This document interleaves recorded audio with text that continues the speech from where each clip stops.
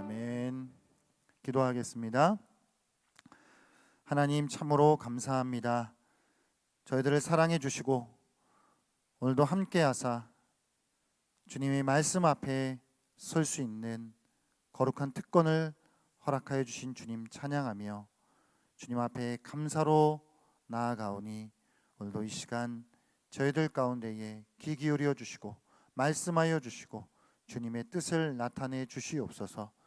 하나님의 말씀을 더 깊이 알아가게 하여 주시고 하나님의 오묘하고도 신비한 그 말씀 속에 하나님이 어떠한 분이신지, 우리를 향한 어떠한 계획을 가지고 계시는지, 우리는 이 땅 가운데 어떠한 자들로 살아가야 되는 것인지 오늘도 주님 우리로 알게 하여 주시고 그 깨달은 말씀 붙들고 이 세상을 향해 나아가 거룩한 빛이 되게 하여 주시고 거룩한 승리자가 될 수 있도록 하나님 은혜를 베풀어 주시옵소서. 주님 이 시간 마음과 생각을 지켜주시고 우리의 모든 무거운 짐을 다 주님 앞에 내려놓고 잠시 주님 말씀 앞에 귀 기울일 때에 주님께서 우리의 모든 인생의 수고하고 무거운 짐들을 가볍게 하여 주시는 은혜를 힘입을 수 있는 귀한 은혜와 복을 내려 주시옵소서. 예수님 이름으로 기도합니다. 아멘. 하나님의 말씀 로마서 4장 9절부터 25절까지의 말씀입니다.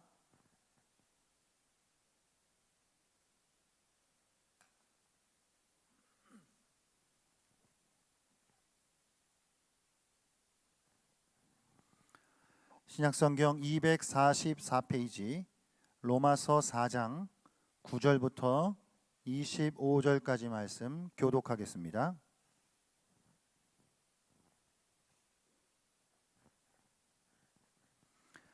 그런즉 이 복이 할례자에게냐 혹은 무할례자에게도냐 무릇 우리가 말하기를 아브라함에게는 그 믿음이 의로 여겨졌다 하노라.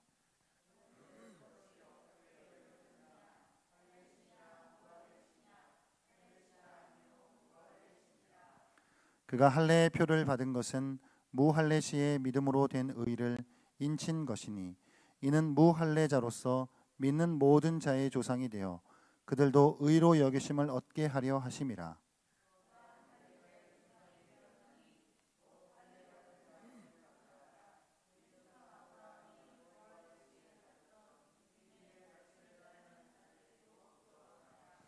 아브라함이나 그 후손에게 세상의 상속자가 되리라고 하신 언약은 율법으로 말미암은 것이 아니요 오직 믿음의 의로 말미암은 것이니라.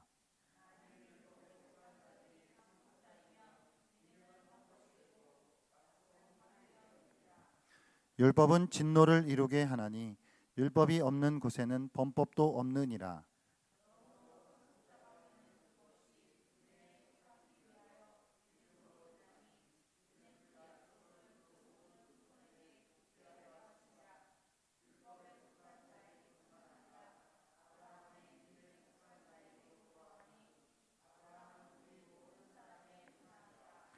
기록된 바 내가 너를 많은 민족의 조상으로 세웠다 하심과 같으니 그가 믿은 바 하나님은 죽은 자를 살리시며 없는 것을 있는 것으로 부르시는 이시니라.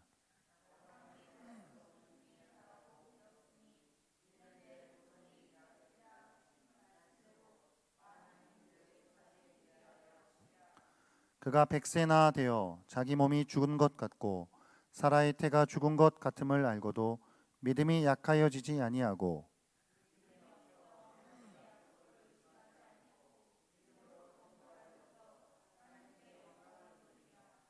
약속하신 그것을 또한 능히 이루실 줄을 확신하였으니 그에게 의로 여겨졌다 기록된 것은 아브라함만 위한 것이 아니요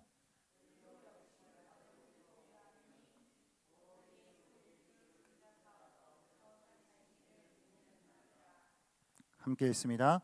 예수는 우리가 범죄한 것 때문에 내줌이 되고 또한 우리를 의롭다 하시기 위하여 살아나셨느니라.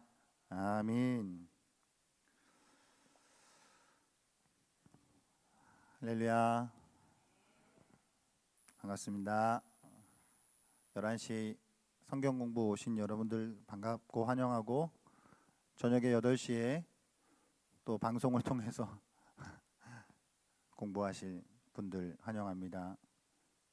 요새 조회수가 올라가고 있어서 부담이 되고 있습니다. 열심히 하겠습니다.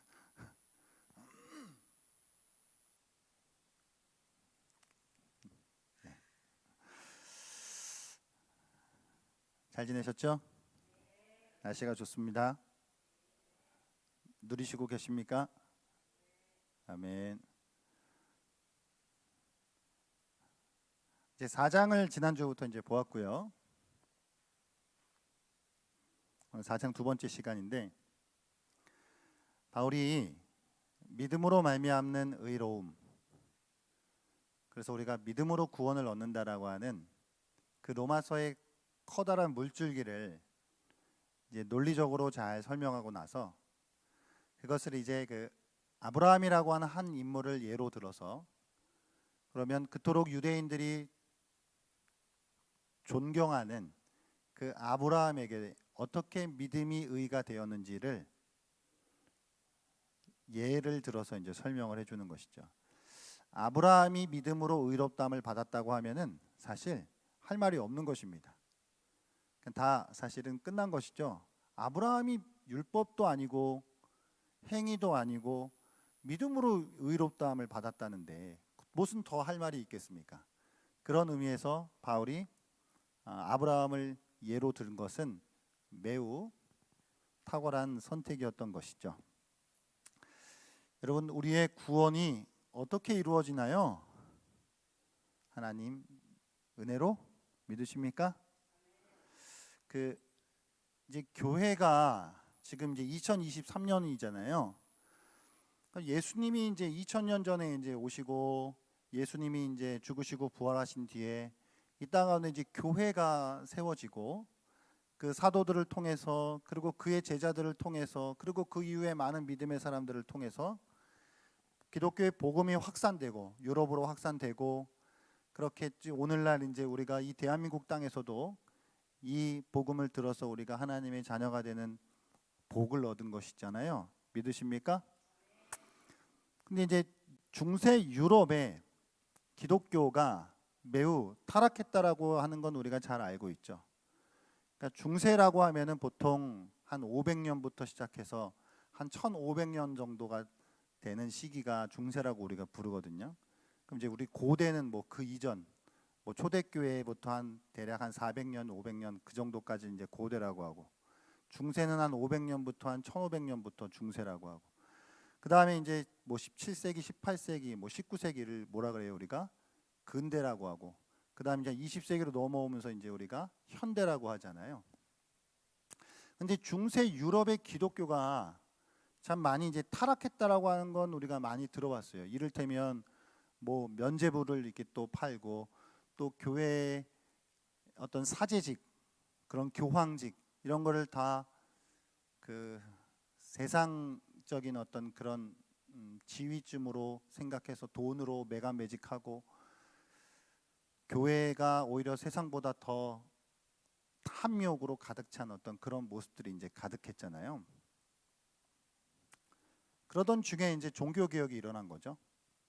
해도 너무하고 때가 너무 찼잖아요. 이제 때가 이게 너무 그 어두울 대로 어두워지고 타락할 때고 타락해지다 보니까 이제 하나님께서는 급기야 이제 교회를 개혁하실 수밖에 없는, 하나님의 사실은 뜻이고 하나님의 개입을 통해서 소위 종교 개혁자들이라고 하는 사람들을 통해서 이제 유럽의 종교 개혁이 일어나게 되고, 그것이 이제 또 확산되게 되는 것이죠. 뭐 우리는 이제 개혁자의 후예들이잖아요. 그래서 우리가 개신교라고 부르죠. 신교. 구교는 이제 카톨릭을 우리가 구교라고 하고, 우리가 이제 신교라고 하잖아요. 그 이제 구교와 신교가 당시 종교개혁 시대 뭐 16세기 이럴 때는 엄청 첨예한 대립이 있었겠죠. 뭐 교회는 엄청난 권력을 갖고 있었기 때문에 개신교인들, 그 종교 개혁자들을 엄청 핍박했단 말이에요. 그러니까 말도 안 되는 그 것들을 주장한다라고 그렇게 누명을 씌우고 교회의 권위에 도전한다고 생각하면서 그들을 이렇게 힘으로 누르고, 심지어는 뭐 주기까지 화형시키기까지도 하고 뭐 이런 일들이 이제 많이 일어났었단 말이죠. 그럼에도 불구하고 종교 개혁자들의 하나님께서 허락해 주신 지성과 그들의 희생, 그들의 피 흘림과 땀 흘림을 통해서 이제 종교 개혁이 이제 확산돼서 우리가 이제 개신교를 믿고 있는 거잖아요. 그렇죠? 뭐 개신교는 그러면 뭐 새로 나온 거예요? 개신교는 새로 나온 거 아니고 원래로 돌아간 거죠. 그러니까 원래 초대교회에 예수를 통해서 이 땅 가운데 확산된 그 복음의 근원으로 돌아간다. 아드폰테스라고 해서 이제 근원으로 돌아간다 그런 거거든요. 그럼 우리가 이제 초대교회의 그 신앙, 성경의 그 믿음으로 이제 돌아간다라고 하는 것이거든요.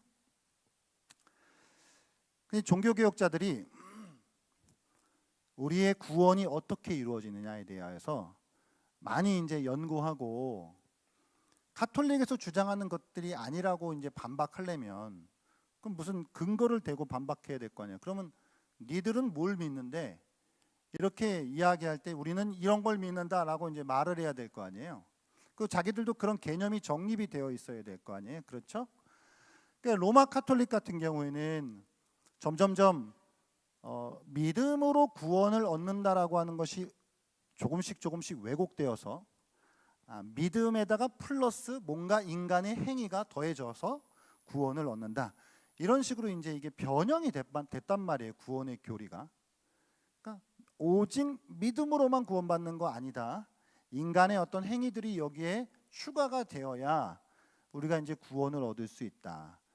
그러니까 이제 어떤 인간의 선행과 어떤 뭐 물질들 이런 것들을 계속 쏟아 부어야만 구원을 받을 수 있는 것으로 사람들을 오해하게 만들어서 사람들이 이제 두렵게 만들고 막 이러는 거죠. 그러니까 돈 더 내라 그러고 뭐 이럴 수밖에 없는 거죠. 그러는 중에 이제 종교 개혁자들이 우리의 구원이 어떻게 우리 안에서 이루어지는가에 대하여서 이제 정리를 이제 한단 말이에요. 이제 제가 정리 죄송합니다. 웃어서 죄송합니다. 요게 내용이 약간 어려울 수 있는데 잘 한번 들어보세요. 그냥 어려우면 그냥 귀로 듣고 흘리세요. 종교 개혁자들이 어떻게 이 구원을 정리를 좀 했는지, 우리 안에서 어떻게 구원이 이루어지는지에 대하여서 그냥 뭐 이렇게 말할 수는 없잖아요. 그냥 믿음으로 구원 얻는 거지 뭐 오직 믿음이다 이렇게 말하면 뭐 그래 믿음 좋은 사람들은 그래 맞아 믿음으로 믿는 거지 뭘 따져 이렇게 하면 참 좋은데 다 그런 건 아니잖아요. 누구는 머리가 이해가 돼야 될 거 아니에요. 우리 안에서 구원이 어떤 식으로 이루어지는지에 대해서 이게 납득이 돼야 될 거 아니에요. 이제 이게 종교개혁자들이 이제 칼빈 같은 경우도 뭘 끌고 왔냐면 그 고대 이제 철학자 중에 이제 아리스토텔레스라고 하는 사람이 있어요. 벌써부터 이제 어려워, 그렇죠? 이제 아리스토텔레스라고 하는 사람이 세상에 존재하는 어떤 사물들이 진료와 형상으로 보고 이 진료와 형상이 네 가지의 원인이 있다고 생각했어요. 그러니까 이제 진료인, 형상인, 그다음 목적인, 그다음 작용인이라고 하는 이런 어떤 원인들을 만들어낸 게 무슨 얘기냐면 이런 거예요. 어떤 조각가가 돌덩이를 가지고 조각을 해서 멋진 조각상을 만들려고 한다고 생각해 볼게요. 그러면 이제 여기에 딱 조각이 딱 만들어졌어. 이게 어떤 사물이 딱 있잖아요. 여기 지금 그건 이제 결과고 이 결과가 나오기 전까지는 어떤 과정들이 있었을 거 아니에요. 그러면 진료인이라고 하는 이 결과의 원인이 진료적인 원인이 있는 거예요. 그건 뭐예요? 채석장에서 가지고 온 돌덩어리죠. 그 돌덩어리가 진료적인 원인이에요. 그걸 진료인이라고 부르는 거거든요. 근데 진료인은 돌덩어리고 형상일이라고 하는 것이에요. 형상적 원인이라고 하는 게 있어요. 그럼 그거는 뭐예요? 조각가가 머릿속에 예를 들어 미켈란젤로가 뭐 다비드상을 만들어. 그러면 그 미켈란젤로의 머릿속에 이 다비드상의 형상이 있을 거 아니에요. 머릿속에 자기가 이미지가 뭘 있어야 만들 거 아니에요. 그 형상이니 그 이미지예요. 머릿속에 있는 그 이미지. 그러면 작용인은 뭐예요? 작용적 원인은 뭐예요? 조각가가 되는 거죠. 내가 만들어야 될까? 여기다 작용을 해서 깎아야 될 거 아니에요. 그럼 목적인은 뭐예요? 목적인. 내가 왜 만드냐는 거죠. 그러면 사람마다 다 다를 수도 있겠죠.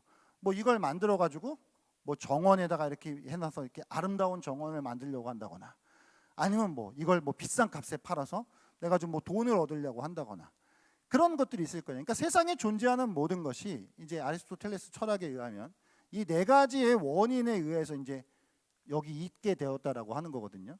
그러니까 이런 어떤 철학적인 툴을 가지고 와서 종교 개혁자들이 우리의 구원이 어떻게 이루어진다라고 하는 걸 이제 설명하려고 했던 거예요. 그래도 노력이 가상하잖아요, 그렇죠? 한번 들어보세요. 그럼 우리의 형상이 뭐예요? 우리의 칭의, 우리가 구원을 얻는단 말이에요. 칭의의 원인이 이제 한 6개 정도로 이제 조금 이제 요게 우리 신앙적으로 이제 요거를 적용을 해볼게요. 그럼 먼저는 동력이라는 게 있어요. 동력. 그러니까 뭐가 동력이 됐냐는 거예요. 뭐가 동력이 돼서 우리가 의롭게 되냐는 거예요. 그게 하나님의 사랑이에요. 하나님의 사랑이 동력이 되어서 우리를 의롭게 하시는 거예요. 그럼 형상인이 있겠죠. 형상인. 아까 조각에선 형상인이 뭐예요? 그 조각가, 예술가의 머릿속에 있는 이미지. 그러면 우리 칭의에 있어서 형상인은 뭘까요? 하나님의 구원 계획이죠. 하나님이 어떻게 우리를 구원하실 것이냐고 하는 하나님의 구원 계획이 하나님의 작정 속에 다 있겠죠. 할렐루야. 그럼 세 번째는 작용인이에요. 그럼 우리가 칭의가 이루어지는 그 작용을 어떻게 무엇이 하느냐? 그게 성령의 역사예요. 성령이 개입하시고 성령이 이루시는 거죠. 그 작용인이 성령이에요. 성령 하나님이에요. 그럼 목적인은 뭐예요? 목적인. 그럼 왜 칭의 왜 의롭다 하시는 거예요? 하나님의 영광이에요. 하나님의 영광을 위해 우리를 의롭다 하시는 거예요. 여기에 이제 두 가지가 더 덧붙여지는데, 하나는 뭐냐면 공로인이에요. 공로적 원인이에요. 공로적 원인은 뭘까요? 예수 그리스도의 순종이에요. 이 예수 그리스도의 순종은 적극적 순종과 수동적 순종, 소극적 순종이 있는데, 적극적 순종은 그리스도가 이 땅 가운데 율법을 순종하셨던 것이고, 소극적 순종은 십자가에서 죽으셨던 것이에요. 그 그리스도의 순종을 통해 공로가 되어서 우리가 의롭다함을 받는 거예요. 그럼 마지막 6번째는 도구인이에요. 도구인. 도구적 원인이 있다는 얘기죠. 도구인은 뭘까요? 우리의 믿음이에요. 그러니까 이제 이렇게 조금 설명이 되면, 하나님이 이렇게 우리 안에서 의롭다 하심을 이루어 가시는 것이구나라고 하는 것이 좀 이렇게 더 멀어졌나요? 더 다가와야 더 다가올 수 있는 것이죠. 그러니까 정리하면 동력이든 하나님의 사랑인 것이고, 형상이는 하나님의 구원 계획인 것이고, 작용이는 성령 하나님인 것이고, 목적이는 하나님의 영광인 것이고, 공로인은 예수 그리스도의 순종인 것이고, 도구인은 우리의 믿음인 것이죠. 그러니까 이렇게 왜 구분을 했냐면 자꾸 딴 얘기하는 사람들이 많기 때문이에요. 예를 들면 믿음이라고 하는 것을 그거를 행위적으로 받아들이는 거지 자꾸. 그러니까 내가 믿는다라고 하는 나의 의지가 여기에 개입되어야 한다라고 하는 주장을 하는 사람들이 계속 나오니까 그것이 아니다라고 하는 것을 반박을 해야 되고, 정확하게 성경에서 말하는 우리의 믿음이 무엇이냐라고 하는 걸 철저하게 또 우리가 짚고 넘어가야 하기 때문에 이렇게 촘촘하게 신학자들이 머리를 싸매고 할 수밖에 없었던 것을 알아주시면 감사하겠습니다. 할렐루야. 이게 도움이 되시면 받으시고, 복잡해 그럼 그냥 버리시면 돼요. 자, 오늘 4장인데요.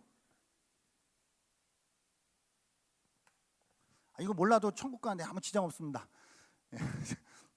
이게 4장이에요. 4장. 4장은 4개로 제가 나눠 볼게요. 4개로. 구조부터 볼게요. 구조부터. 4장의 구조는 이렇습니다.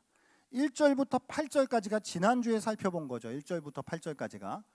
이것은 믿음과 행위에 관련되어 있는 내용이에요. 그럼 이제 우리의 의를 얻는 것이 행위로 얻는 것이 아니라 믿음으로 얻는 것이다라고 하는 걸 이야기해 주는 거고요.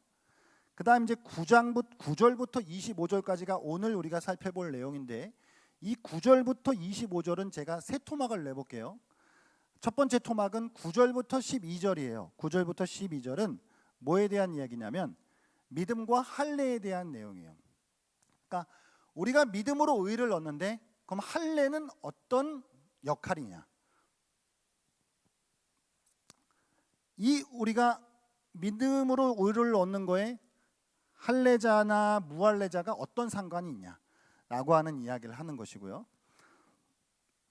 두 번째 토막은 13절부터 22절까지인데 믿음과 약속에 대한 내용이에요. 믿음과 약속. 그럼 우리가 여러분 믿으시죠? 믿는데 그럼 뭘 믿어요? 하나님을 믿어요. 그럼 조금 더 구체적으로 하나님의 뭘 믿는 거예요? 하나님의 약속을 믿는 거죠. 그래서 무엇을 믿는가에 대한 문제가 13절부터 22절까지 여기서 이제 믿음의 본질적인 부분에 대하여서 이제 말씀을 하고 있고, 마지막 세 번째 토막은 23절부터 25절까지 믿음의 연속성에 대한 문제예요. 뭔 얘기냐면 아브라함의 믿음과 저나 여러분의 믿음이 동일선상에 있다는 이야기예요. 그러니까 우리는 같은 사실 믿음의 틀 안에 우리가 있다는 이야기거든요. 이런 구조를 가지고 있어요. 이런 구조 속에서 오늘 그러면 9절부터 12절까지 믿음과 할례, 13절부터 22절까지 믿음과 약속, 23절부터 25절까지 믿음의 영속성, 이 세 부분으로 우리가 같이 한번 나누어서 오늘 말씀을 살펴보도록 하겠습니다. 절 보시고요. 이제 첫 번째로 믿음과 할례예요. 9절부터 12절까지 이제 믿음과 할례. 자, 이 앞부분에서 여러분 일한 게 있는 사람들은 자기가 일한 것에 대하여서 삭스를 받잖아요. 그거를 뭐라고 생각해요? 보수로 생각해요. 그러니까 내가 그거는 마땅히 내가 받아야 하는 대가라고 생각하는데, 일한 것이 없는 사람은 내가 무언가를 받았어요. 그럼 뭐라고 생각해요? 은혜라고 생각한다 그랬어요. 그러니까 우리가 일한 것도 없는데 무언가를 받았어요. 의롭다함을 받았어요. 그럼 이게 은혜예요. 우리는 은혜를 입은 자예요. 그럼 그 은혜를 입은 것을 다윗의 시편 말씀을 통해 이거가 복이다라고 이제 말씀해 주셨단 말이에요. 그럼 이런 복을 받는 거, 이거 복이잖아. 엄청난 복이에요. 지금 한 게 없는데 받은 게 있어. 이거는 지금 엄청난 복인데, 그럼 이런 복을 주는 대상이 누구냐? 그냥 아무한테나 다 주냐? 복을 주는 대상이 특히 그럼 할례자냐 무할례자냐? 그럼 여기에 복을 받는 것의 조건으로서 할례가 조건이 되느냐 안 되느냐 이 얘기를 하고 싶은 거예요. 결론은 뭐예요? 할례가 조건이 안 된다는 이야기를 하고 싶은 거예요. 지금 할례는 내가 은혜를 받는데 아무런 조건이나 역할을 못한다, 이 얘기를 이제 하려고 하는 것이거든요. 이 복의 대상자는 할례자도 되고 무할례자도 돼요. 그러니까 할례를 받았다라고 해서 되는 것도 아니고 안 되는 것도 아니고, 무할례자라고 해서 안 되는 것도 아니고 되는 것도 아니에요. 할례는 아무런 상관이 없다, 이 이야기를 하고 싶은 것이죠. 그 이야기를 이렇게 딱 한마디만 하면 되는데 못 믿을 거 아니야. 못 믿으니까 아브라함을 예를 들어서 또 설명을 해주는 거예요. 아브라함. 그럼 아브라함이 의롭다함을 우리가 이제 창세기 15장 6절 지난 시간 기억하시나요? 감사해요. 창세기 15장 6절 아브라함이 하나님을 믿음에 그것을 그의 의로 여기셨다라고 하셨잖아요. 창세기 15장 6절에. 그러니까 15장 6절에 아브라함이 하나님을 믿어서 의롭다함을 받았어요. 그럼 다음에 할례를 받는 게 언제인지 아세요? 성경적으로는 17장에 가서 할례를 받아요. 17장에 가서. 그러면 자, 숫자는 아실 거 아니에요. 15랑 17 뭐가 앞이에요? 15가 앞이죠. 15가 앞이에요. 할례를 받기 이전에 믿음을 통해서 의롭다함을 받았다는 이야기예요. 이게 어떤 기록에 보니까 대략 한 29년 정도 앞이래요. 이게 할례를 받는 것과 이 믿음으로 의롭다함을 받는 것의 시간차가 대략 한 29년 정도가 벌어진다 그래요. 그러니까 뭐 29년이든 사실 29초든 상관없잖아요. 앞에만 있으면 되는 거잖아요. 그러니까 할례를 받은 것이랑 믿음으로 의롭다함을 받는 건 아무런 상관관계가 없다. 그러니까 왜 이야기를 계속 하는 거예요? 유대인들은 할례를 받은 사람들이잖아요. 유대인들. 제가 가끔 말씀드리는데 유대인들에게 있어서 거의 그 목숨과 같이 여겼던 것들이 뭐라고요? 할례랑 안식일 문제예요. 그러니까 복음서에서 계속 예수님한테 시비 거는 게 뭐예요? 안식일에 무슨 뭐 병 고쳤다 막, 안식일에 무슨 뭐 먹었다 막, 이런 걸로 막 시비 걸고, 뭐 할례 받은 거 안 받은 거. 바울도 이 선교 상황에서 막 디모데 할례 때문에 막 머리 아프고 막 이랬단 말이에요. 그러니까 유대인들은 뼛속까지 이 할례와 안식일은 양보할 수 없는 그들의 어떤 그 정체성의 근간이 되는 문제였기 때문에. 근데 이제 그러니까 이제 그런 어떤 이 사고방식 속에 사로잡혀 있는 사람들에게 그래도 할례를 받아야지 라고 하는 생각을 하는 사람들이 있었을 거 아니에요. 그러니까 그게 아니다. 그 할례는 1도 상관이 없다. 이 이야기를 이제 하고 싶은 거죠. 할렐루야. 할례는 그러니까 바울이 오늘 뭐라고 얘기하는 볼게요.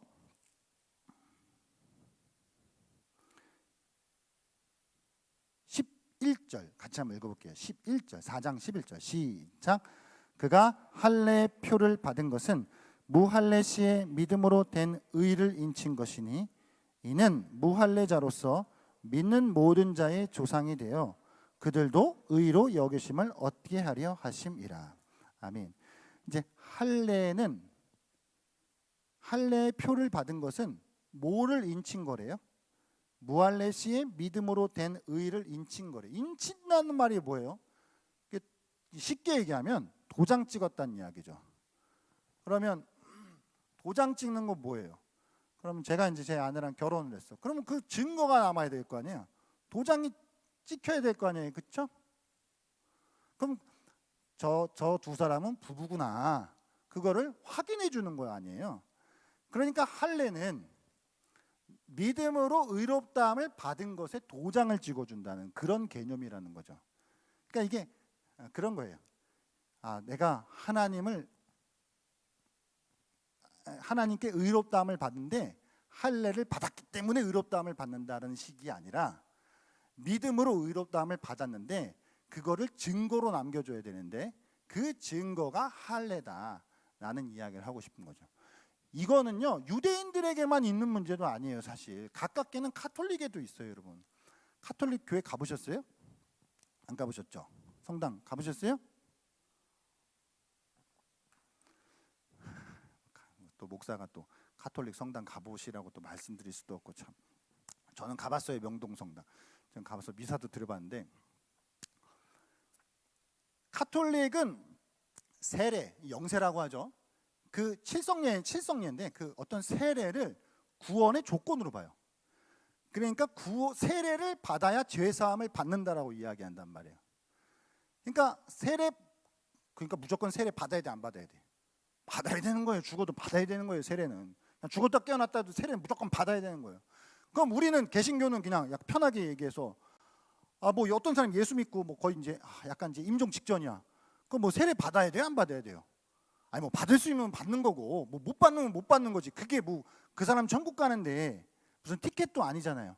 근데 마치 카톨릭은 세례를 구원의 어떤 티켓 정도로 생각을 한단 말이에요. 이게 어떤 효과가 있냐면 이제 우리 업계에 우리끼리만 이제 하는 이야기로는 그러니까 사제들이 권위가 있는 거예요. 세례 누가 줘요? 사제가 주죠. 사제가. 그러니까 사제한테 세례 받아야지. 그러니까 사제 한마디에 또 말 잘 듣는 거예요. 참 잘 해놨어요. 참 편해요. 그 이렇게 신앙생활이 아니라 이렇게 그 성직자들이 참 편한 것 같아요. 그러니까 저도 참 이게 약간 딴 얘기인데 그 우리나라 이제 기독교가 한 130년, 120년 됐잖아요. 한 70년대, 80년대 우리나라 이제 부흥기였단 말이에요. 그럼 그 당시에 한국교회 이제 목사님들 중에 어떤 분들 뭐 다가 아니라 전체적인 흐름 속에서 이제 성도들을 헌신으로 끌어와야 되고 저 사람들을 약간 뭐 어쨌든 말을 듣게 해야 되잖아요. 그 말을 듣게 하려고 하면은 뭐가 제일 편할까요? 뭐 한편으로 이런 거 있겠죠. 뭐 말 안 들으면 하나님께 벌 받는다. 뭐 이런 식으로 겁을 주거나 아니면 뭐 헌신해야 뭐 헌금 많이 해야 복 받는다. 이런 식으로 뭐 또 막 밑밥을 깐다거나 막 이러면은 사실 참 성직자하기 편한 거, 목사하기 편한 것 같아. 그러니까 막 가가지고 똑바로 하시라고 하나님은 또 이렇게 들이시고 막 또 헌신하시고 그래야 복 받고 하는 거라고 하면은 딱딱 떨어지잖아요. 근데 사실 그게 아니거든요. 그게 아니니까 이게 성경적으로 가려고 그러면은 막 또 가서 막 또 설득해야 되지, 막 또 희생의 본을 보여야 되지, 막 나도 말한 대로 살아야 되지. 그러니까 이게 어려운 것 같아. 어쩔 때는 가끔씩 보면 이단 참 편하잖아요. 이단. 그냥 딱 자기들만의 딱 그 틀 속에 잡아놔가지고 그 안 들어오면 그냥 다 구원 못 받는 건데 뭐 어때요? 죄송합니다.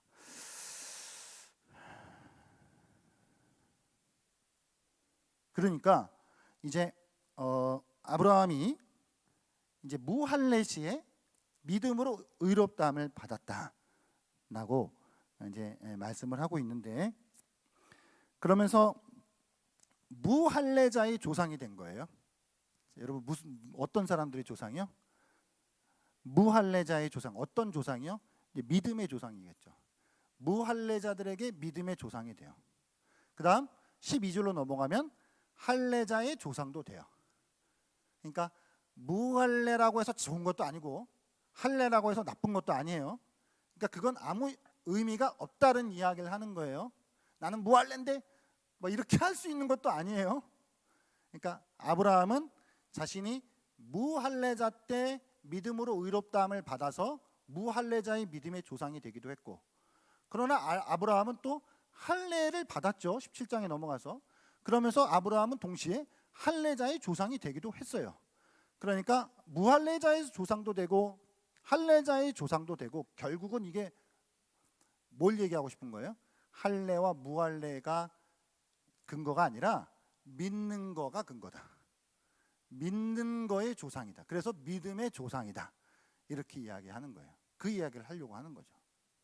할렐루야. 이게 이제 믿음과 할례에 대한 이제 부분이고, 이제 두 번째로 넘어가서 13절부터 22절로 이제 넘어가게 되면은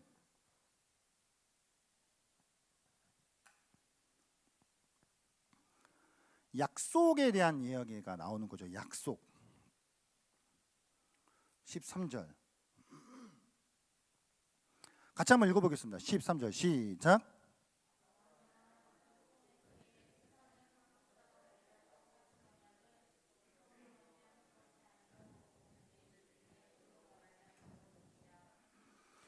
언약은 율법으로 말미암는 것이 아니라 오직 믿음의 의로 말미암은 것이다. 근데 이제 그 앞에 세상의 상속자가 된다는 약속이죠. 세상의 상속자가 된다는 거. 세상의 상속자 무슨 말이에요? 그러니까 하나님의 자녀가 되는 거. 그러니까 이제 믿음으로 아브라함의 후손이 되는 거. 아브라함의 믿음의 후손이 되는 거. 아브라함이 믿음의 조상이니까 믿음의 계보를 잇는 거죠. 이제 결국은 이게 하나님의 자녀가 되는 거죠. 그게 이제 세상의 상속자가 된다는 말로 표현을 한 거거든요. 그럼 이제 세상의 상속자가 된다라고 하는 이 약속을 하나님이 우리에게 주셨어요. 그 약속은 율법의 의로 말미암지 않고 믿음의 의로 말미암는다는 이야기예요. 그러니까 율법의 의로 말미암다는 얘기는 뭐예요? 그러니까 율법을 내가 잘 지켜서 얻을 수 있는, 하나님이 우리에게 너 율법 잘 지켜 그러면 의를 줄게 라고 한 거 아니고, 믿어 그러면 의롭게 해줄게 이렇게 하셨다. 그렇게 세상의 상속자가 되는 거다 우리가. 그럼 이제 율법과 약속을 비교하는 것이죠. 여러분 율법과 약속, 누가 이제 써놓은 것 중에 참 그 인상적인 게 있어서 제가 가져가 봤는데, 율법은 이거다, 약속은 이거다 이렇게 이야기를 하시는 걸 봤어요. 뭐냐, 율법과 약속 딱 들으면 이제 느낌이 오는 게 있어요. 율법은 이런 거예요. 네가 해라. 네가 뭐뭐 해라 그러면 내가 해주겠다 이거고, 약속은 뭐예요? 내가 하겠다. 내가 하겠다라고 하는 거지 약속이에요. 성경에서 율법은 네가 해라야 한마디로. 그리고 약속은 내가 하겠다라고 하는 것이죠. 그러니까 우리가 하는 것으로는 답이 안 나오기에 하나님이 한다라고 하신 것을 믿는 거로밖에는 답이 없다. 라는 그 이야기가 성경이 지금 처음부터 끝까지 우리한테 하고 싶은 이야기인 것이죠. 자, 이것도 할례랑 비슷하게 율법도 시간적으로 한번 계산을 해볼게요. 여러분 시간적으로. 자, 할례, 아까 전에 할례가 믿음으로 의롭다함을 받는 거에 관계가 없다라고 하는 거를 창세기 15장과 17장으로 제가 설명을 드렸죠. 그리고 창세기 15장과 17장이 대략 시간적으로 한 29년 정도가 이제 차이가 날 거다 말씀드렸죠. 율법은 더해요. 자, 율법은 언제 받았어요? 율법. 아브라함 아들 이삭, 이삭 아들 야곱, 야곱 아들 요셉, 요셉 때문에 야곱이 애굽에 가서 살았고, 애굽에서 400년 동안 노예 생활했고, 노예 생활해 가지고 여기서 모세가 나와서 모세가 끌고 이 사람들을 가지고 나와서 광야에서 시내산에 올라가서 율법을 받았어요. 이게 대략 시간차가 최소한 500년 정도 이상 될 거예요. 그럼 이 시간차가 이렇게 벌어지는데 여기서 갑자기 율법을 의롭다함을 받는 거의 조건으로 내세우는 게 지금 돼요, 안 돼요? 논리적으로 따져도 안 되죠. 그러니까 안 되는 거예요. 이게 안 되는 거야 그냥. 그러니까 바울이 안 된다. 니들 그렇게 율법 하는데 율법은 아브라함이 믿음으로 의롭다함을 받은 수백 년 뒤에 주어진 게 율법이야. 근데 어떻게 율법으로 의롭다함을 받아? 그 말이 돼? 이 얘기하고 싶은 거죠. 사실 그래요. 여러분, 율법은 구원의 조건으로 준 게 아니죠. 그걸 어떻게 생각해 볼 수 있냐면, 자, 이스라엘 백성들이 노예 생활하는 것이 뭘로, 일단 영적으로 한번 우리가 상징적으로요. 자, 이스라엘 백성들 애굽의 노예 생활, 광야 생활, 그리고 가나안으로 들어가서 이거 우리의 영적인 생활로 적용해 보면은 세상에서 죄의 노예로 살던 우리 인생들을 하나님이 구원해 주셔서 광야 같은 이 세상을 지나게 하시고 그 다음에 가나안으로 상징되는 저 천국으로 우리를 들여보내시는 이 영적인 것으로 할 수 있지요? 있나요? 그러면 애굽에서 나왔다라고 하는 건 뭐예요? 내가 죄의 노예로부터 구원을 받았다는 이야기죠. 그죠? 근데 죄의 노예에서 구원을 받았는데 율법은 언제 주어져요? 애굽에서 나온 뒤에 주어져요. 이 무슨 말이에요? 만약에 율법이 구원의 조건이 되려면 애굽 안에서 줘야지. 애굽에 있을 때 줘야지. 율법을 지켜야 애굽에서 빼줄게 이렇게 되지. 일단 빼줬거든요. 애굽에서 빼준 다음에 율법을 줬단 말이에요. 그러니까 애당초 율법은 구원의 조건이 성립이 될 수 없는 거라고 하는 걸 그런 상황 설정들을 통해서도 우리는 알아 먹어야겠죠.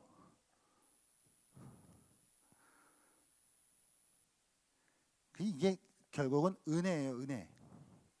할렐루야. 감사합니다. 오늘 또 아멘을 잘해 주신 16절 말씀 같이 한번 읽어보겠습니다. 시작. 그러므로 상속자가 되는 그것이 은혜에 속하기 위하여 믿음으로 되나니 이는 그 약속을 그 모든 후손에게 굳게 하려 하심이라. 율법에 속한 자에게뿐만 아니라 아브라함의 믿음에 속한 자에게도 그러하니 아브라함은 우리 모든 사람의 조상이라. 그러니까 소결론 뭘 얘기하고 싶냐면 그냥 그러니까 은혜다. 그러니까 은혜라고 하는 거를 이야기해 주고 싶어서 할례도 아니다, 행위도 아니다, 율법도 아니다, 믿음이다 라는 이야기를 그렇게 길게 하는 거예요. 그러니까 은혜로 구원받는다라고 하는 거를 이거 너무 추상적이잖아요. 그러니까 우리 측에서 그거를 알아먹게끔 해주시기 위해서 믿음이라고 하는 걸 끌고 올 수밖에 없는 거예요. 그러니까 믿음이라고 하는 걸 끌고 온 이유는 이게 은혜라고 하는 거를 가르쳐 주시기 위해서. 계속 그 이야기에 제가 계속 목에 핏대를 세우면서 이야기하고 있죠. 그러니까 은혜다라고 하는 거를 계속 이야기해줘도 은혜로 받았다는 게 뭐야? 그럼 우리가 이제 그게 너무 추상적이고 막 관념적인 것 같고 그냥 뭐 그럼 됐네 뭐 그게 너무 쉽게 생각할 수 있으니까 그거를 우리 측에서 이해되게끔 하시기 위해서 믿음이라고 하는 그 도구적인 원인을 가지고 올 수밖에 없는. 그러니까 믿음이 조건이 되면 그때부터는 틀린 거예요. 믿음이 조건이 되면 틀린 거예요. 너 믿었으니까 내가 믿었으니까 구원받아. 이런 식으로 하면 틀렸다는 이야기를 하는 거예요, 성경이. 그리고 그런데 이 믿음은 아까 말씀드렸지만 이 약속이 중요하죠. 하나님이 약속을 믿는 거예요. 하나님의 약속을. 그러니까 결국은 뭘 믿어요, 여러분? 뭐 그냥 뭐 우리가 뭐 마인드 컨트롤하는 것도 아니고 뭐 좋은 생각하면 뭐 좋은 일이 이루어지고 이런 거 아니잖아요. 뭐 그냥 뭐 대상도 없는데 믿는 거 아니잖아요. 대상도 없는 거 믿는 게 뭐 샤머니즘 이런 거잖아요. 그냥 그거 다 믿어요. 아무것도 없는 걸 믿어요. 그러니까 우리 그런 거 아니잖아요. 우린 분명한 대상이 있죠. 전능하사 천지를 지으신 하나님 아버지를 내가 믿사오니까 하나님을 믿는 거죠. 근데 하나님을 믿는데 조금 더 구체적으로 하면 하나님의 약속을 믿는 거죠. 약속. 세상의 상속자가 해주시겠다라고 하는 그 약속. 아브라함을 모든 민족의 조상이 되게 해주시겠다라고 하는 걸 아브라함이 믿었던 것처럼 우리도 세상의 상속자가 되게 해주신다라고 하는 걸 그걸 믿는 거예요.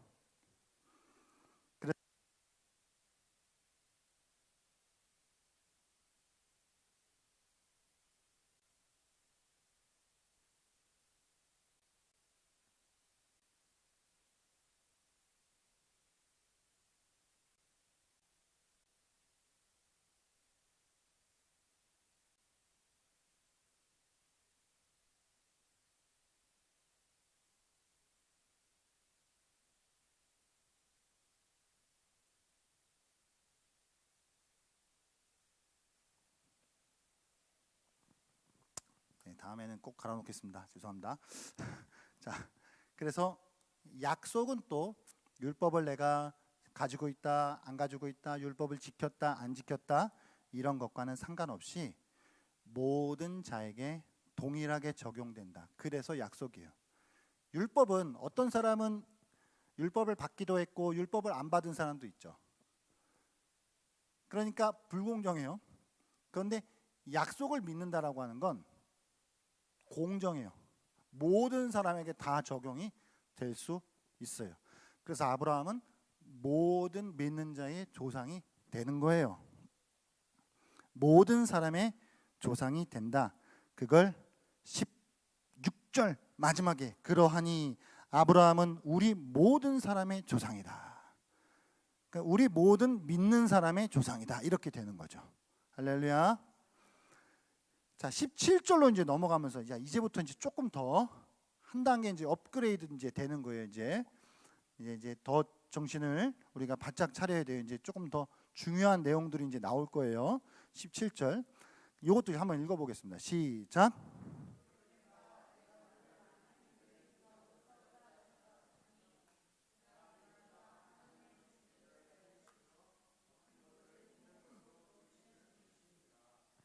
그럼 결국 아브라함은 모든 믿는 자의 조상이 되었는데요.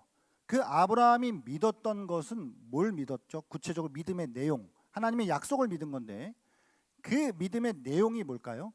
죽은 자를 살리시며 없는 것을 있는 것으로 부르시는 이 일을 믿는 거죠. 할렐루야. 자, 여러분 이 두 가지 잘 생각하셔야지. 자, 이 두 가지가 오늘 중요한 핵심입니다. 죽은 자를 살리시는 하나님, 없는 걸 있는 것으로 하시는 하나님. 자, 요거 약간 느낌 오나요? 죽은 자를 살리는 건 무슨 하나님? 구원의 하나님. 없는 걸 있는 걸로 하는 건 무슨 하나님? 창조의 하나님이죠. 빛이 없었는데 있으라 하시고, 뭐가 없었는데 있으라 하셨죠. 없는 걸 있는 걸로 하는 건 창조의 하나님이시고, 죽은 걸 살리는 건 구원의 하나님이시죠. 그러니까 아브라함은 구원의 하나님이요 창조의 하나님을 믿었던 것이고 그게 우리의 믿음과 같은 거예요. 더 가볼게요. 18절부터 18절 믿음의 원리에 대하여서 나오는 거예요. 여러분 믿음의 원리에 대하여서. 자, 아브라함이 어떻게 믿었나요? 바랄 수 없는 중에 바라고 믿었어요. 바랄 수 없는 중에. 그럼 아브라함이 왜 바랄 수 없었어요? 그걸 19절에 20절에서 이야기하는 거예요. 19절에서 왜 바랄 수 없었어요? 그가 100세나 되어 자기 몸이 죽은 것 같고 사라의 태가 죽은 것 같음을 알고도 믿음이 약해지지 않았어요. 자 여러분, 아브라함이 바랄 수 없는 중에 바라고 믿었던 거예요.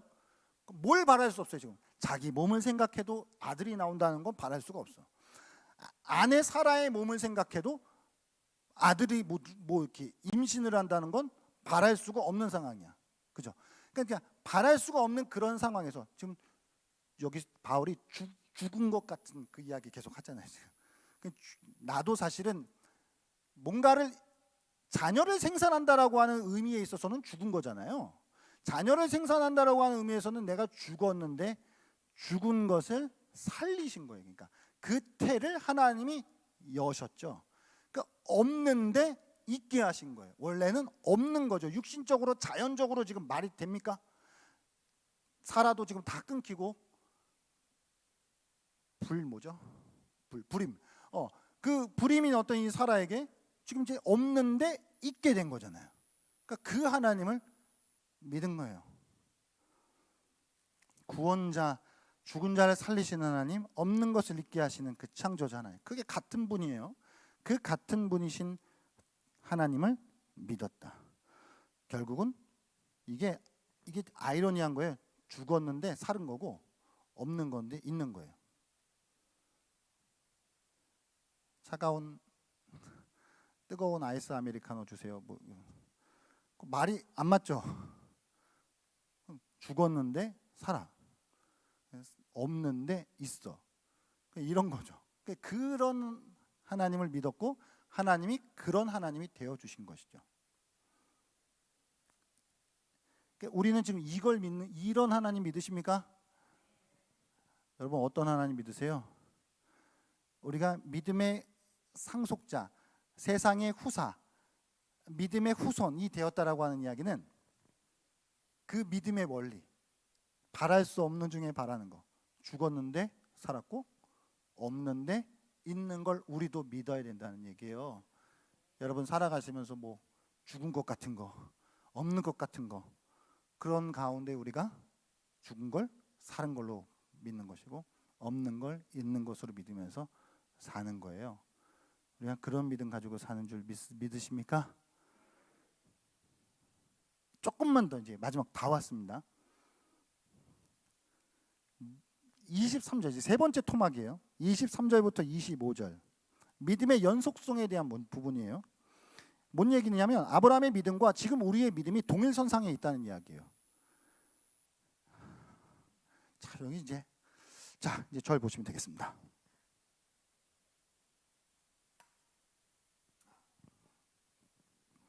절 보시기 전에 죄송합니다. 23절. 그에게 의로 여겨졌다 기록된 것은 아브라함만 위한 것이 아니요. 누구를 위한 거래요? 의로 여기심을 받을 우리. 이게 바울은 바울의 우리였지만 지금 이 성경을 읽는 우리는 뭐예요? 우리를 위함이니 곧 예수 우리 주를 죽은 자 가운데서 살리신 이를 믿는 모든 자. 자, 아브라함의 생애를 한번 생각해 볼게요. 아브라함의 생애에서 이제 믿음이라고 하는 것이 무엇인지. 아브라함은 지금 자기의 육신적인 자연적인 상태를 보았을 때는 아들을 낳을 수 없고 자식을 낳을 수 없는데 하나님이 민족의 조상, 열국의 아버지, 모든 백성의 아버지가 되게 해주신 너로 말미암아 많은 민족이 나올 것이다라고 약속해 주셨단 말이에요. 그 약속해 주신 것을 아브라함이 이제 믿었어요. 없는데 있는 것으로, 죽었는데 사는 것으로 이제 믿었어요. 그거를 조금 더 구체적으로 아브라함의 생애 속에서 그러면 이삭과 관련된 부분으로 한번 생각해 볼게요. 아브라함의 아들 이삭이요. 이삭이 그러면 어떻게 나왔어요? 이삭은요, 제가 지난번에 말씀드렸죠. 아브라함의 아들 중에 누구 있어요? 이삭 말고? 이스마엘. 그럼 이스마엘 아브라함의 씨예요, 아니에요? 아브라함 씨지. 그럼 이스마엘로 안 될 건 뭐 있어? 그렇죠? 되는 거예요. 계보가 갈 수 있어. 그러면 이스마엘과 이삭의 차이는 아브라함의 씨냐 안 차이냐, 뭐 엄마가 달랐을 뿐이지 아브라함의 씨는 맞잖아요. 그 문제가 아니라 육신의 문제가 아니야. 이거는 육신의 문제가 아니라 약속을 믿었다라고 하는 문제인 거죠. 그러니까 이삭은 약간 이런 거야. 이게 좀 적절한 비유인지 모르겠어요. 배로 낳은 아들이 아니야. 이거 배 아파서 낳은 아들이 아니라는 얘기죠. 그러니까 내가 직접 낳은 아들이 아니라 믿음을 통해서 생긴 아들인 거죠. 이게 닿으셨는가? 이게 말이 되나요? 그러니까 이제 이스마엘은 배 아파서 낳은 아들이고 이삭도 물론 제가 무슨 얘기하려고 하는 건지 아셔야 되는데 이삭도 물론 배 아파서 낳은 아들은 맞는데 그거는 약속을 믿어서 진짜 없는데 짠하고 나온 거라고요. 이거가 어디로 연결될까요? 예수 그리스도의 동정녀 탄생으로 연결되죠. 동정녀는 없죠. 없는 거예요. 뭐가 있어? 씨가 없잖아 지금. 나올 수 있어요? 동정녀에게서 나올 수 있습니까? 마치 사라에게서 이삭이 나온 건 마리아에게서 예수가 나온 것과 같아요. 그 원리가 같나요? 제가 우기나요? 같죠? 아브라함이 그렇게 이삭을 낳았고 믿음으로 낳았고 약속을 믿어서 낳았고 창세기 22장에 어디로 가죠? 모리아산으로. 모리아산으로 가서 이삭을 제단에 바쳐요. 그럼 이삭을 제단에 바칠 때 아브라함이 어떤 믿음으로 바쳤을까요? 성경 한 군데 찾아야 되는데 히브리서 11장이요.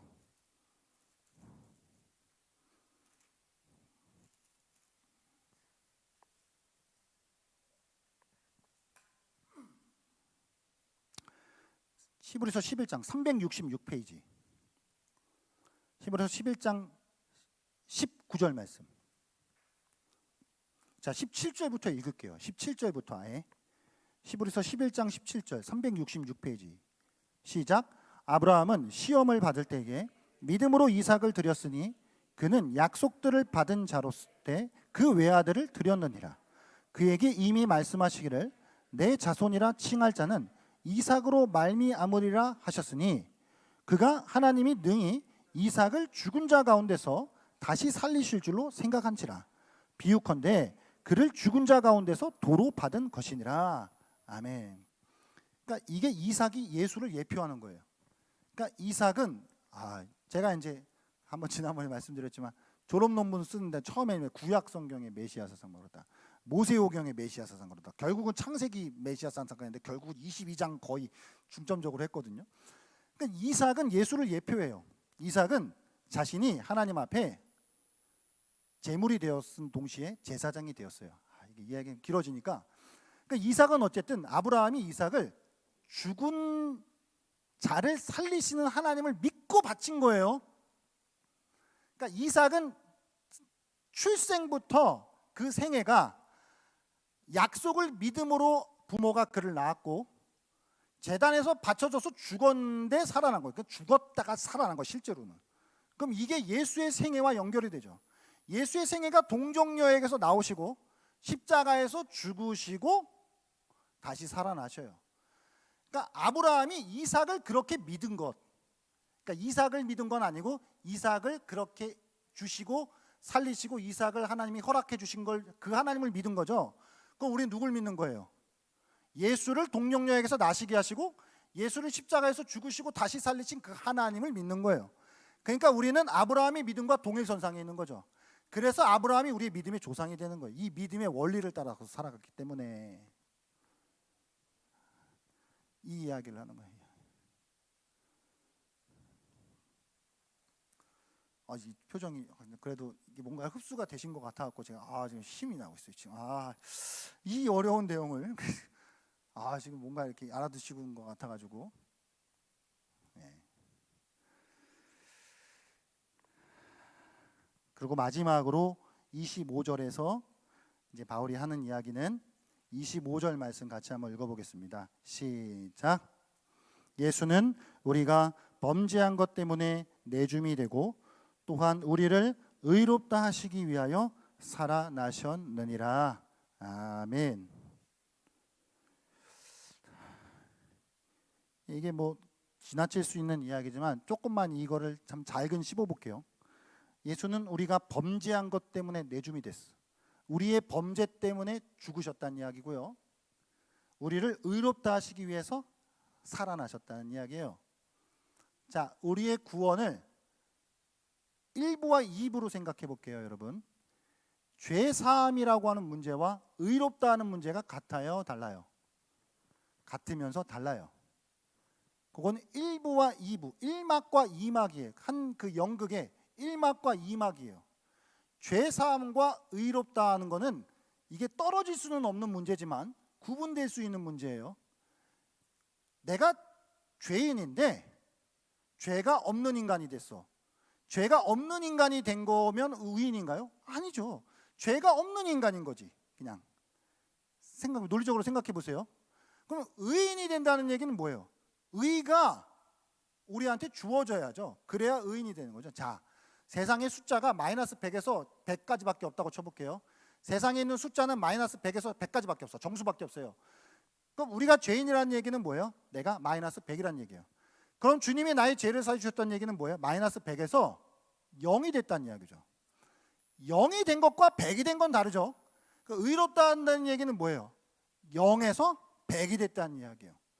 그럼 이걸 그리스도의 죽으심과 부활을 통해 설명해 본다면, 그리스도가 죽으셔서 우리를 마이너스 100에서 0이 되게 하셨고, 그리스도께서 다시 살아나심으로 0에서 100이 되게 하셨다, 이 얘기를 하는 거죠. 그럼 0 되는 문제가 아니에요. 우리는 100이 되는 문제죠. 잘 따라오셨습니다. 잘 따라오셨어요. 그래서 오늘 이게 이제 이 말씀이고요. 이걸 우리의 정말 우리의 믿음에 어떻게 적용할 수 있을까요? 바랄 수 없는 거 너무 많죠. 그러니까 이게 바랄 가능성이 없는 거, 막 희망도 없는 거, 막 뭐 확률 없는 거, 뭐 우리의 삶 속에서 막 여러 가지로 막 그 도무지 이렇게 믿기 힘든 상황들, 뭐 그런 게 수두룩하잖아요. 우리의 삶 속에서. 그런 가운데 믿는 거예요. 그런 가운데 우리가 그런 가운데 하나님을 믿는 것이죠. 없는 걸 있게 하시고 죽은 것을 살리시는 그 하나님, 그 하나님 믿고 사는 거죠. 이게 아브라함으로부터 우리에게 내려져 오는 믿음의 원리인 것이죠. 이 믿음의 원리를 따라서 살아갈 수 있는 저와 여러분 되실 수 있기를 주의 이름으로 축복합니다. 기도할게요. 기도할 때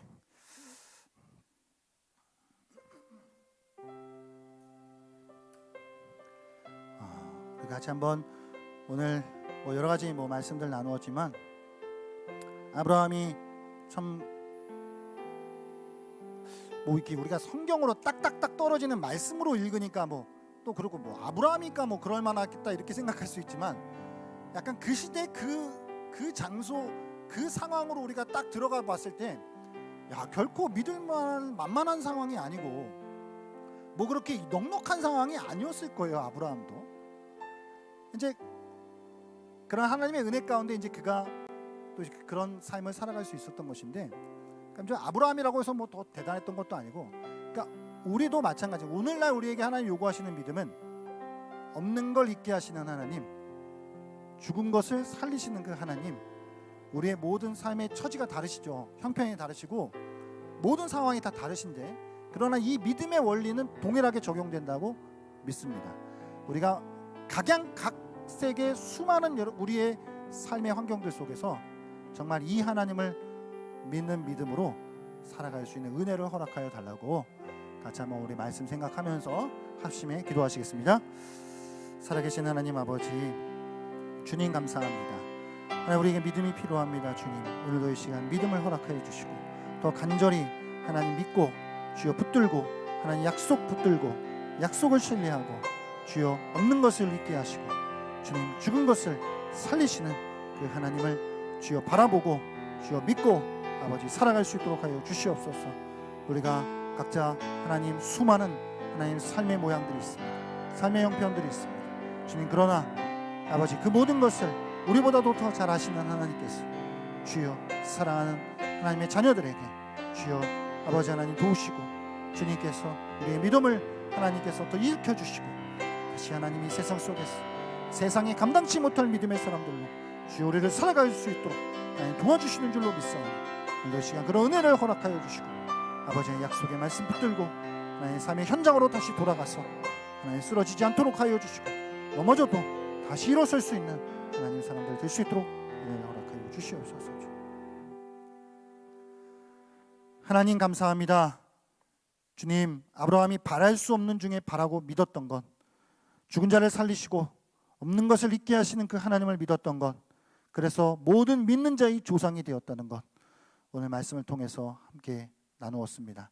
주님, 우리가 살아가는 이 시대, 우리의 삶의 여러 가지 형편들 속에서 우리에게도 이 믿음의 원리가 동일하게 적용되어야 하는 줄 믿습니다. 주님, 때로는 믿음이 없어 염려하고 불안해하고 두려워하고 근심하는 우리의 연약함들 아시는 하나님, 주여 이 시간 저희들 긍휼히 여겨주시고 주여 우리 안에 믿음의 역사가 일어나게 하여 주시옵소서. 주님, 하나님 신뢰하게 하여 주시고 어떠한 환경과 상황 가운데에서도 우리를 가장 잘 아셔서 우리를 도우시고 우리를 살리시고 우리에게 있게 하시는 그 하나님 붙들고 나아가는 믿음의 백성들로 살아갈 수 있도록 축복해 주시옵소서. 주님, 믿음을 구하오니 주여 오늘도 저희들의 믿음이 견고한 믿음으로 자라갈 수 있도록 주님 축복해 주시옵소서. 감사드리며 예수님의 이름으로 기도하옵나이다. 아멘. 주기도문으로 우리 성경 공부 마치겠습니다.